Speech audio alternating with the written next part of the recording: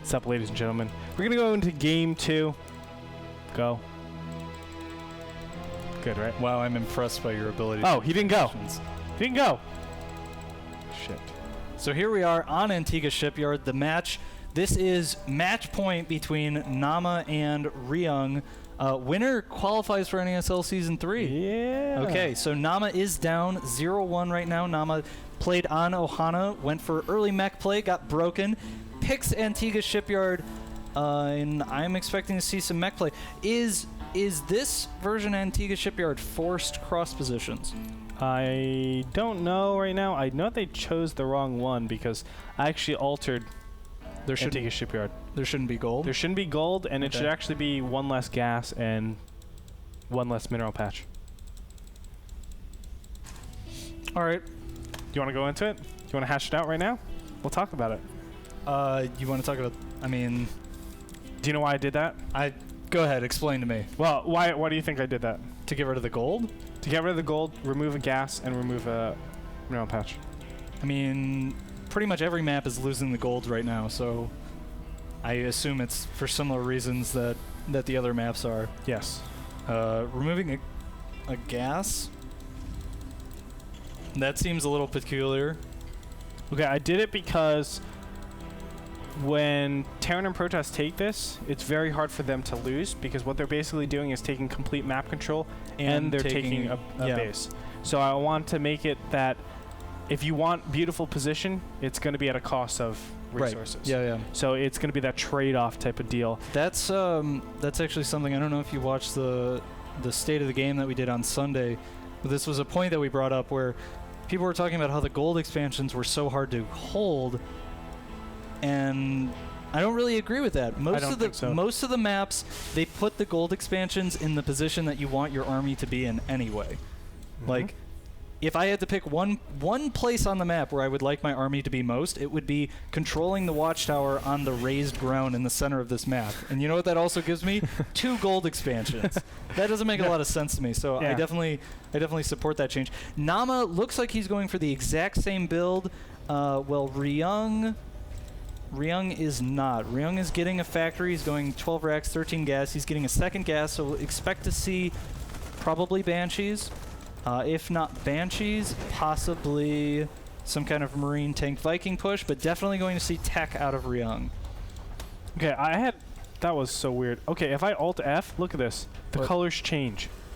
And I'm like, no, Naama is going something totally different. Oh. How messed up is that, right? Yeah, there's a reason for that, I think. Well, anyways, so... I'm like, what are you talking about? Naama isn't going the same thing at all. It's actually flipped. I'm like, oh, okay, well. Yep. Gosh, the Blizzard. So here we do see the expansion coming down from Naama, and he is getting the second gas. Floats the barracks off the tech lab, probably going to be a factory. And Naama really doesn't have a lot of information right now, but the Reaper is going to go out, and this, interestingly enough, Ryung expects it. Look where Ryung's Marines are. Yep. And so Naama might play risky with the Reaper. The risky move would be to try and jump up the back. The safe move is to run up the ramp, because almost nobody will have Marines at the bottom of the ramp there, just because if Ryung has Marines there, they're very vulnerable. Any kind of early Hellion, early push can really punish that kind of positioning. Yeah, now let's also talk a little bit about Naama's build, because the Reaper actually leaves a pretty big timing. Also, it delays his tech quite a bit. Getting that Reaper out is very, very costly. So getting this factor, I know there are one base all-ins that actually kill this particular build. Right. And that is the Marine Siege Tank, like the old beta build, where you go just Marine Siege Tank, Viking, and Medivacs. That's it. And you go push this. But it hasn't been in the metagame since forever, as I was saying. Yep. And he's just, a little bit... Here we see the scan. So Naama knows everything. Ryung has a good idea. Ryung doesn't see the expansion, but the very late starport, and I think he saw that the tech lab on the factory just finished. He can probably guess, at least, that it's some kind of expand build or some kind of delayed tech. And Ryung actually is going to continue with Cloak.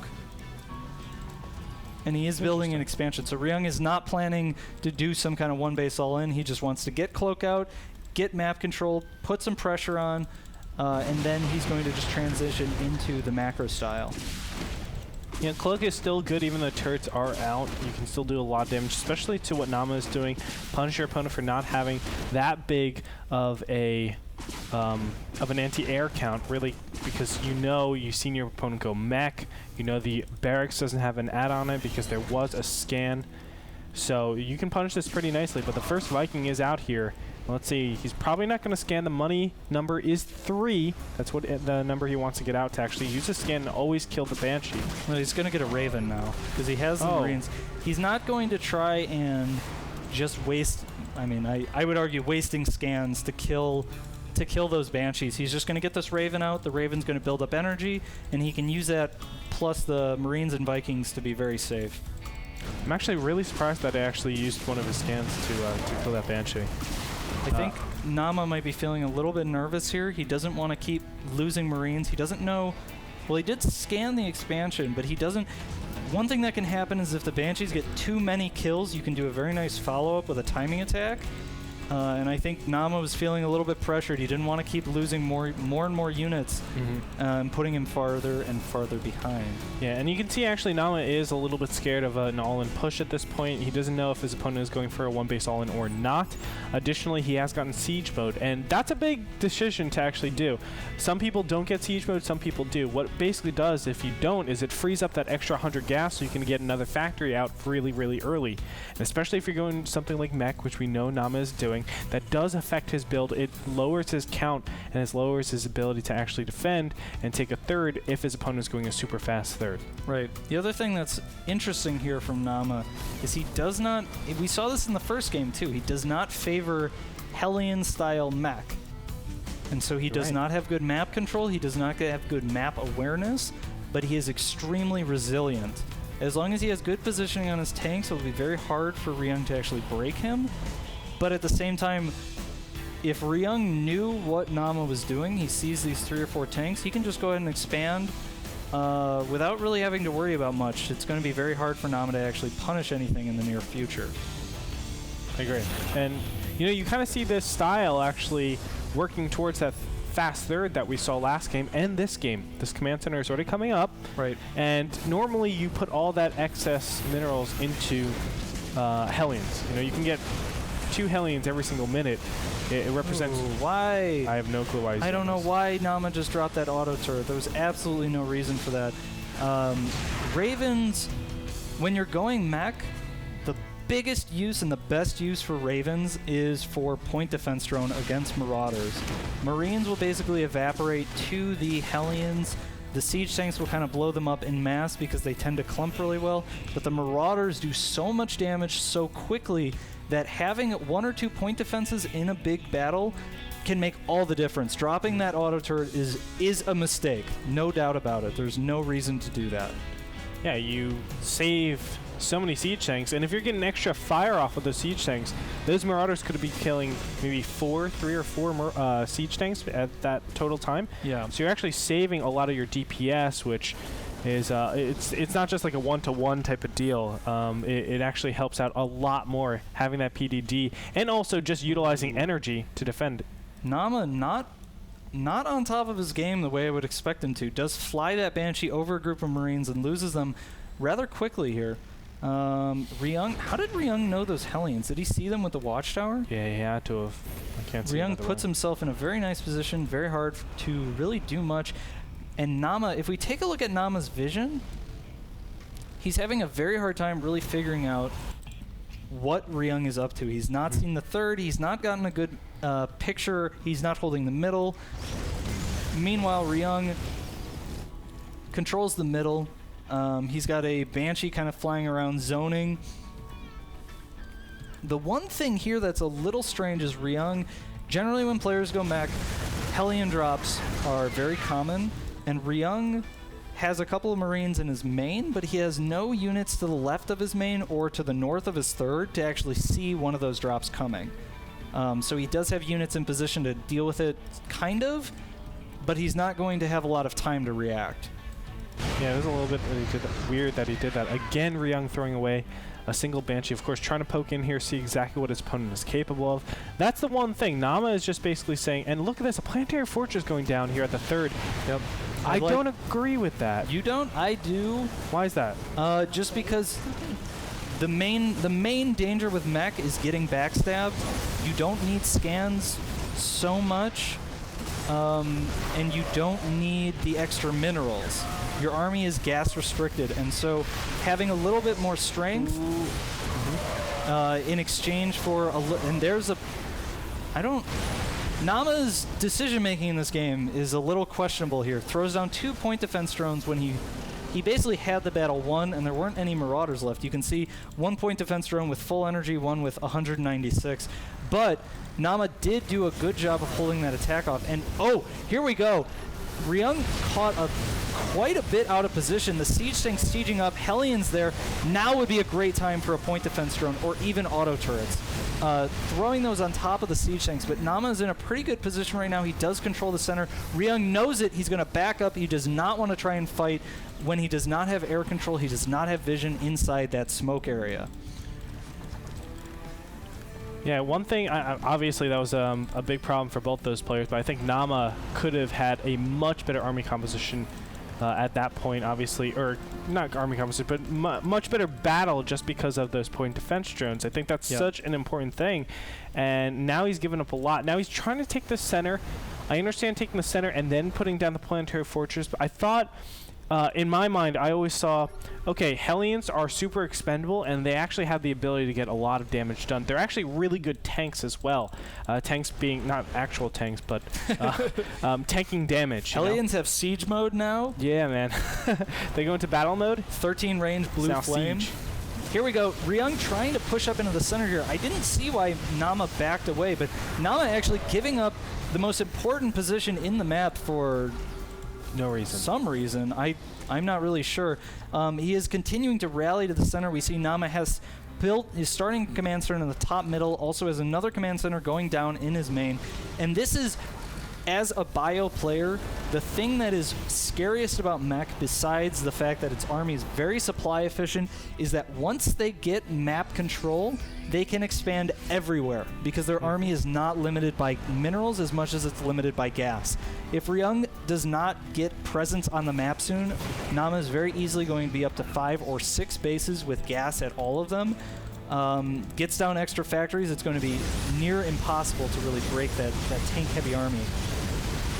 Yeah, but this army composition actually made for dealing exactly with Naama's composition. I mean, he is going very Marauder and Siege Tank heavy, so it's only meant to actually kill his opponent's Siege Tanks. You can see both players are actually aggressing up. The 3rd is actually under attack here. Siege Tanks are giving a lot of damage. The Marines and Marauders are just giving a nice foundation. And here we see, look at this by Ryung. This is a really good move. That was questionable.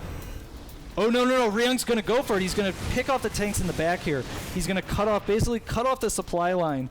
And now what Ryung can do is kind of like a Zerg player, where he holds the position in between where the army is and where the units need to come from to reinforce. And once Ryung has amassed a little bit of a stronger army, he's going to collapse on this position and break it from all sides. Or he's going to back up and let Naama fall back and regroup with his army. Just kidding. He should have punished Naama so hard right there for taking such an extended position. There's no way that should have actually gone down. Again, a low Viking count. Are we going to see a mass drop yet again? We do have 3 medevacs filled up with a lot of units over here, just about 30 supply in units. Is that a sensor tower? No, it's a missile turret. So Naama is going to add some missile turrets to the front, but the difference between this game and last game, the biggest one, is Naama has 5 Vikings. Medevac drops are going to be hard to do. They're not going to be generally supply efficient. And here we see the Hellions coming out. Siege tanks. The Marauders going in. Where is the point defense drone? Naama not quite in the position he needs to be in. And Ryung actually... Oh, Ryung knows that there's the expansion up there because the PF has taken damage. I'm not sure what that was. But he may try and go for this. Marauders are very good. If Naama does not repair that PF in time, it is going to go down. Very nice job, actually, by Ryung. He actually baits his Marauder all the way to the side so he doesn't take maximum damage. So Naama will lose that, but a little bit off by Naama, I think. Oh, now here's the big drop, and he's going directly over everything. Where are the Vikings? The Vikings are up top trying to kill the medevacs, supporting those, and that leaves his army without the air support that it desperately needs. The siege takes it back, going to unsiege. The Hellions going up, and there's a point defense drone, only 2 Marauders, but okay. And here we see the tanks sieging back up. Oh, some more units try to come up and bust into the middle, but that point defense drone basically almost all of its energy going down, so that's pretty good. Now Marauders and Marines from the top. That's going to do a lot of damage. Force the liftoff. But overall, really nice play by Ryung. I think he actually pushed in there with a little too little, but having those trades, Marines and Marauders for siege tanks, that is awesome. That's exactly what you want. Trades actually empower Marines and Marauders, that mobility, because as I said again, there's a lot more area now to cover, and Marines and Marauders can really start attacking where his opponent is weakest. Yeah. One thing that you want to keep in mind in this bio versus mech setup is siege tanks scale better than anything the other player. Okay, forget that. Ryung's going for it. He's going to set up this position on the side. God. Naama's army basically totally out of position. A couple siege tanks at the top, but they're not connected to those tanks in the middle, so these Marauders are just going to plow through. That Banshee needs to get in there. There's only 1 Marine supporting that. The Banshee and the Vikings, you can kill that 1 medevac. All those Marauders stay at low health. And the Banshee can start to go to work on those tanks. Yeah, that's. I think here we see Ryung going into the middle. He's gonna collapse on this position. Siege tank's totally out of position, and Ryung just smashes through the army.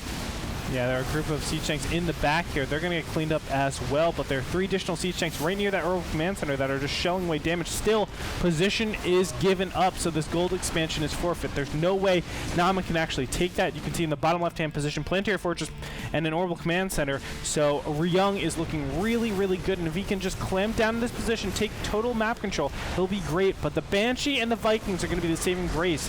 It forces a lot more. No, you can't give it up! Naama is going to give up his Banshee. Does go down, and now Naama does not have an easy way to break this position. Normally what you can do is you can kind of siege your tanks almost in range of their tanks. You can use the Banshee to go back and forth, do some damage. The Marines don't have a lot of range. And here's another Banshee, so Naama is going to continue. Is he still making Banshees? Nice. Yeah, he's still making Banshees, but picks off another tank, picks off 2 tanks. Ryung realizes this. He's going to start building turrets, but I don't think...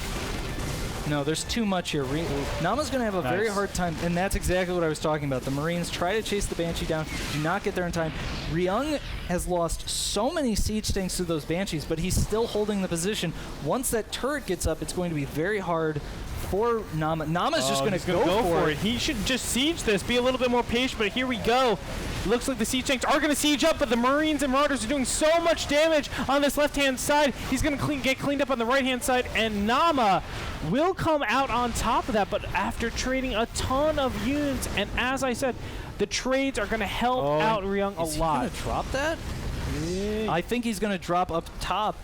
Ryung is just going to continue pressuring. Maybe he's going to go try and kill it. No, he's just going to drop and pressure that expansion. Force Naama's army out of position again. Naama does not have Vikings anymore, so he's not going to be able to kill these medevacs. They're going to just keep being able to pick up and drop, pick up and drop. Naama really needs a second starport here. The Banshee is... Wait, does he have a second starport? Yeah, no, just kidding. Naama needs to make more Vikings. Naama's got the second starport. He just needs more Vikings. Yeah, he does. That'll be pretty critical if he actually gets that. You can see these little drops actually doing a lot because he can always... Oh, and here we go. Missile turrets. Missile turrets not targeting... Oh, God. What is Ryung? He's not dropping. Ryung falls asleep at his keyboard. 5 a.m. in Korea. His stamina is running out, but he wakes up and does end up dropping 3 Marauders. But those Marauders, without the medevac support, going to be cleaned up pretty easily here. And we look at the third. I didn't even notice this. Ryung did some kind of pressure here, and a big army is going to siege out the third. Naama is just not on top of Ryung's map position. He needs a sensor turret. The Naama third base does fall, and Naama is very quickly running out of money, while Ryung continues to have plenty of resources. The 2 bases in the bottom left completely uncontested. And Naama, he's just, you know, whatever. I'll just go for it. I'm just going to siege out your third. Yeah, I'm not so sure if I love this siege on the third. Of course, he's getting a lot of damage, but I would love harass and then attacking the bottom left-hand corner, knowing that his opponent has those fresher expansions. Take advantage of that small time where you actually have a little bit of map control. You can see a lot of Marines Marauders built up for Ryung, so he has the capacity to actually kill this force if he actually goes for it. Right. Right now, he's not going to, but now Naama has, I mean, both these players actually have a very clear continuation line. They want to kill each other's expansions. That's all. Naama's going to go for bottom left. Ryung's going to go for the middle and the top right. And I don't agree with this. I think Naama should continue to hold the center. The gold base is extremely important. That raised position. If he had waited to take his army out of the center, let those siege tanks siege up in the center and then go, I think that would be much better. But he is going to be able to take out both of these expansions in the bottom left. With those no, he is going to fall back, and he still has not scouted the base in the very bottom left-hand corner. Very minimal units. Ryung is going to just collapse on top of that. Everything is going to die. Naama tries to just run through Marauders. Yeah. Doesn't quite work out like that. And right now, Naama's just spread so thin. You can see that Ryung feels so confident. He's going to go directly for those siege tanks, and there's not much Naama can do. He has very minimal counts and everything. His siege tanks are all actually being allocated over here to the right-hand side because he has to be careful that his top right expansion doesn't get killed. But in the meantime, basically his main is completely open. This is what we're talking about. Naama doesn't have a lot of supply. 108 supply to cover this much position? I don't think so, man. You can't do that. No, and at this point, basically what it's going to be is Ryung is just going to keep moving his army around, forcing Naama to change positions, catch him out of position, collapse on top of his army, and the game is going to be pretty much over from that. Ryung does send some siege tanks up to the top. Siege is below the base. He's going to scan. Uh-oh. I'm not sure what he's doing. There Careful. you go. There's a scan. Meanwhile, Bio Army just gets annihilated. Ryung makes a huge blunder there, loses a lot of units, but he's still so far behind in supply. Yeah, he has a ton more, man. Yeah. I mean, this is so good for Ryung right here. He's in. Oh, and there we go. This is it. This is going to be the battle. Ryung spreads all of his units out. Naama siege tanks caught unsieged. And there it is. So Ryung makes it into NASL Season 3. Congratulations to Ryung. I want to talk a little bit because, you know, a lot of players will just have battles for the sake of having battles. And that's something that we've seen, you know, the difference between maybe lower level masters and high masters, grandmasters, that type of thing. People will just go and attack for the sake of attacking. But I love what Ryung did that game. He knew that trades are really, really important. He knew that that position was really important in spreading out his opponent. So if he could have, you know, contested that center, which he did constantly, he's going to have options. Now, it's not a guaranteed thing that he will like kill thirds or kill fourths, things like that. But the fact is, he had options. He took them, and Naama was never able to actually keep up with his opponent and obviously catch him out of position continuously. So really, really nice play by Ryung that time around. Yeah, Ryung really showing us what you can do. Constantly moving your army around, dropping, forcing your opponent to change position, and Naama just wasn't aware of what was going on enough to deal with it. These attacks kept kind of appearing out of nowhere and punishing him. And one of the most valuable things, I think, when you're going mech on Antigua Shipyard and you have that center control, put 2 sensor towers on the far left and the far right, and you can see everything. It's basically having a map hack. It's the easiest thing, as well as dealing with Marine Marauders, because you can obviously put your army composition, or put your army into a place where you can always receive those units very, very cost efficiently. So that being said, you know, it's tough. Naama played really, really well, but overall I think Ryung just understood that matchup so much, or understood that particular dynamic between Bio against Bio against Mech, and was able to play that out superior.